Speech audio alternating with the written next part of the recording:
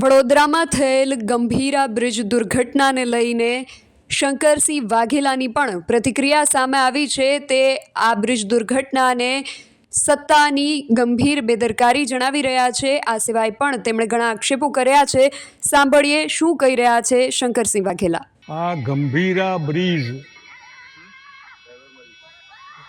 આણંદથી વડોદરા વચ્ચેનો જે તૂટી ગયો સરકારી બેદરકારીના લીધે એની મા જે પોતાના દીકરા માટે વલખા મારે છે, આર્તનાદ કરે છે કે મારો દીકરો ડૂબી ગયો। આ માનું શું થશે ખબર નહીં, પણ જે રીતે મા પોતાના દીકરાનો અત્યારે હાલ અંદરથી આર્તનાદ કરે છે, મારો દીકરો ડૂબી ગયો, આના માટે જવાબદાર કોણ? અને હું માનું ત્યાં સુધી આજની બેદરકાર સરકાર જેને આ ચિંતા કરવી જોઈએ, એ અધિકારી હોય કે ઇલેક્ટેડ રિપ્રેઝેન્ટેટિવ પ્રતિનિધિઓ હોય, આ એમની જવાબદારી છે।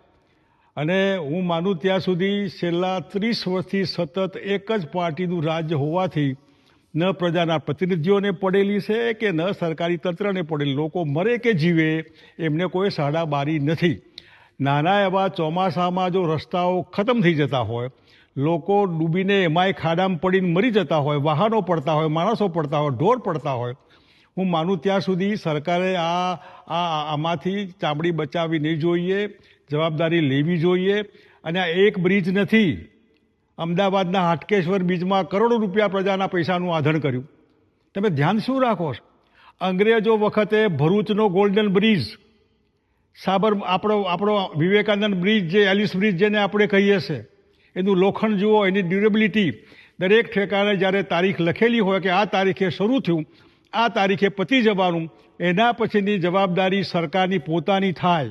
સરકાર ઉપર 302નો કેસ કરશે એની માં પોતાનો દીકરો ડૂબી ગયો એના માટે। ઓવરટાઈમ તમે જો આ બ્રિજ બંધ ન કરવાના હોય, બ્રિજનું મેન્ટેનન્સ ન કરવાના હોય, આવા ગુજરાતમાં એક નહીં અનેક ઠેકાણે। બીજી બાજુ આદિવાસી વિસ્તારમાં એક ગર્ભવતી બહેન જે ડિલિવરી માટે જોરીમાં નાખીને કિલોમીટરો સુધી દૂર લઈ જવી પડતી હોય, અને એક બાજુ સરકારની બેકાળજીના લીધે આવા બધા બ્રિજ, આ રસ્તા વગેરે વગેરે જેના લીધે લોકો મરી જતા હોય, હું માનું ત્યાં સુધી સરકારે ચિંતા કરવી જોઈએ। અને પ્રજા પણ પોતે વિચારે કે ખાડામાં પડીને મરવા માટે તમે 30 વર્ષથી એક જ પાર્ટીને આંધળા થઈને મત આપ્યા કરો છો, અને પછી પરિણામ ભોગવવા માટે બૂમો પાડો। તમને થતું નથી કે આપણે કહેવું જોઈએ કે બરાબર નથી? આમાં હિન્દુઓ આવે, મુસલમાન આવે, ખબર ના પડે આપણે હિન્દુઓ કે કોઈ પણ હોય? આમાં હિન્દુવાદ ક્યાં આવે? એટલા માટે કે સરકારે આ પ્રમાણે વધારે પડતો આત્મવિશ્વાસ, કારણ કે પ્રજાને ટેકન ફોર ગ્રાન્ટેડ માની ચાલે, લોકો ક્યાં જવાના? જખ મારીને મત આપવાના, જખ મારીને મત આપવાના હોય તો પછી આવી મરવાની તૈયારી રાખવી પડે। એટલે હું ગુજરાતની પ્રજાને કહીશ કે મહેરબાની કરીને જ્યાં જ્યાં આવું હોય ત્યાં તમે પોતે સરકારનું ધ્યાન દોરો। તમે પોતે બોર્ડ લગાવો કે અહીં ભયજનક છે, મહેરબાની કરીને આ રસ્તા ઉપર જવું નહીં, આ બ્રિજ ઉપર જવું નહીં, આ નદીમાં પૂર આવે તો ક્રોસ કરવું નહીં। જે જવાબદારી સરકારની છે, સરકાર તો બનાવટી છે, ફેક છે, બધું જ બનાવટી। આ બ્રિજ પણ બનાવટી કહીએ તો નવાય નહીં, અને નવા જે બની રહ્યા છે એ બી તૂટી રહ્યા છે। હમણાં જ એક બ્રિજ નવો બનતો તૂટી ગયો હતો, કોણ જવાબદાર આના માટે?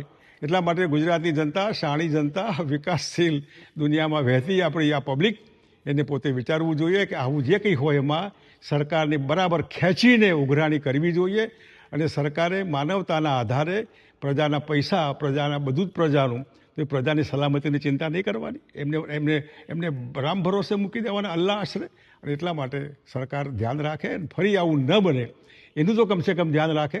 એ ભરૂચનો વિસ્તાર હોય કે વડોદરાનો વિસ્તાર હોય, સૌરાષ્ટ્રનો વિસ્તાર હોય, આખી બસ એક લોલિયામાં આખી બસ પડીને વર્ષો પહેલાં લોકો ડૂબીને મરી ગયા હતા, કોણ જવાબદાર આના માટે? એટલે આવું ફરી ન બને, બન્યા પછી વળી પાછી ઉઘરાણી, એટલી સરકાર તાકીદ કરે તો પ્રજા ઉપર એમની મહેરબાની ગણાશે। ધન્યવાદ।